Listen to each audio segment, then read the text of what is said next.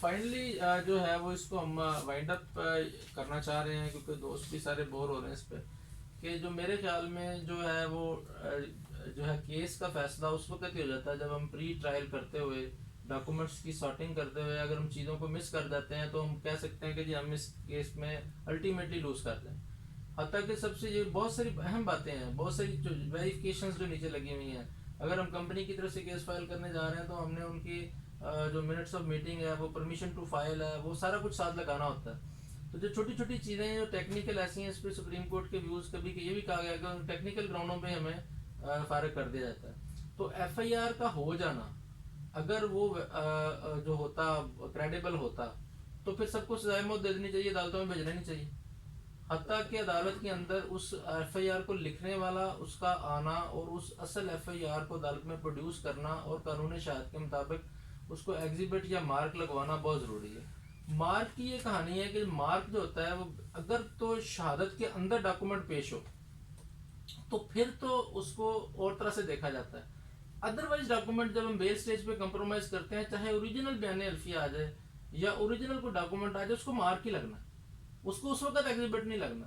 بیل ہو رہی ہے، بیل کے اندر مارک لگے گا، وہ مارک اے بی سی، اس پر مطلب جو ہے نا وہ یوزلی کہا جاتا ہے کہ مارک سی لگا دیا جائے کہ کورٹ نے اس کو پروز کیا. سی 1 2 3 بھی ہو سکتا ہے، لیکن کورٹ اس کو کبھی مارک اے بی سی لگا دیتی ہے. لیکن وہاں ایگزیبٹ کا تصور نہیں. ایگزیبٹ کا تصور شہادت کے دوران ہے، اور مارک کا تصور جو ہے وہ بیسیکلی جب ادر دین جو ہے ٹرائل، شہادت کے علاوہ کہیں ڈاکومنٹ عدالتوں کے سامنے آتے ہیں تو وہ سمجھنے کے لیے اس کو مارکنگ کر دیتے ہیں. تو اس کے علاوہ بھی فوٹو کاپیز جو ہیں اگر ہم پروڈیوس کرتے ہیں، وقتی طور پہ ہمارے پاس نہیں ہے، تو ڈیورنگ ٹرائل اس کو ڈیفینس کی طرف سے مارک لگا دیا جاتا ہے کہ بھی اس کو ایک اپرچونٹی مل سکتی ہے کہ وہ لیٹر آن اس کو پروڈیوس کر دے.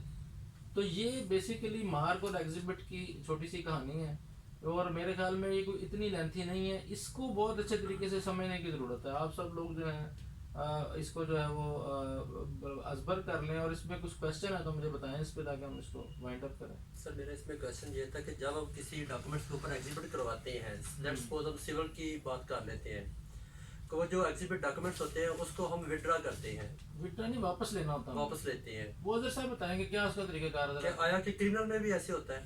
بتائیں. کرمنل کے اندر یوزلی ایسا نہیں ہوتا. اس میں جو ہے نا اپلیکیشن وہ ایک کورٹ کے پاس چلا گیا، لیکن کورٹ میں سی آر پی سی میں ایسا کوئی پروسیجر نہیں دیا گیا کہ وہ ڈاکومنٹ ریٹرن ہو جائے گا. پھر ڈاکومنٹ کی نوعیت دیکھی جائے گی. اب ہونا تو ایسے ہی چاہیے جیسے سول میں ہم ڈاکومنٹ کو سیو کرتے ہیں، اس کو سیل کروا دیتے ہیں.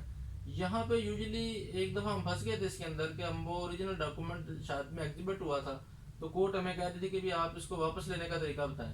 تو ایسا کوئی طریقہ نظر نہیں آ رہا تھا. ہم تو 516 اے میں یا 517 میں چاہ رہے تھے کہ کورٹ ڈیسائیڈ کر دے، یا تو سپرداری پہ مجھے دے دے، یا جب کیس کا ڈیسیژن ہوگا تو 517 میں جس کو بھی بنتا ہے اس کو دے دیں. لیکن اگر وہ فرض کیا فالس ڈاکومنٹ ہے تو وہ جس نے دیا ہے وہ فالس ڈاکومنٹ تو کورٹ کبھی واپس نہیں کرتی. تو وہ پھر کیس کی سچویشن کے لحاظ سے، اب ایک میری اصل رجسٹری ہے، میں نے دے دی ہے ملازے کے لیے، تو میں کہوں گا جناب یہ ساری عمر ادھر پڑی رہے گی، آپ اس کی ٹیسٹڈ کاپی لے لیں اور مجھے جناب